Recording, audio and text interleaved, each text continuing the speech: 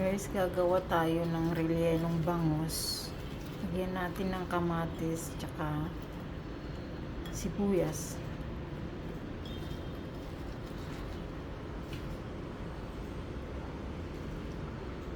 Papalamanan natin siya, guys. Medyo malaki kasi itong bangus.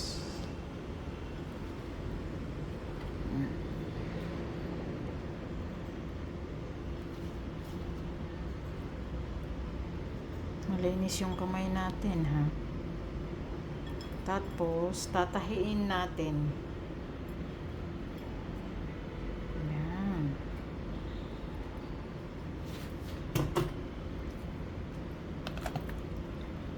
Babalik ta rin natin. Ay, wait lang, ha.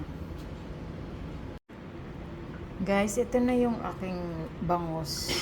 Natahi ko na. Ayan, medyo malaki lang siya.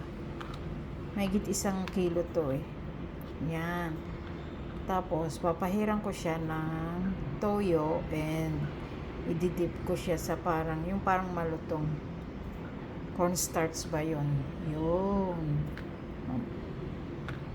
May rellenong bangus.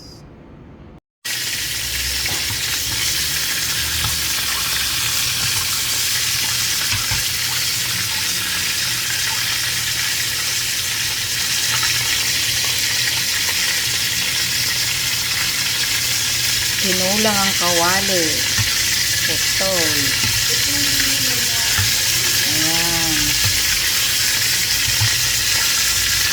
Ginaganyan ko, guys, para maganda yung lutong niya.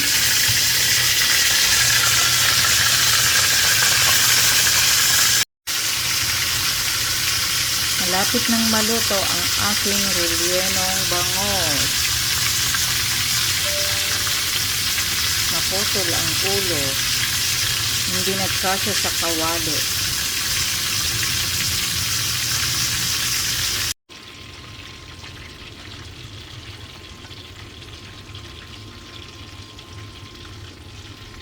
Ito na, hinango ko na.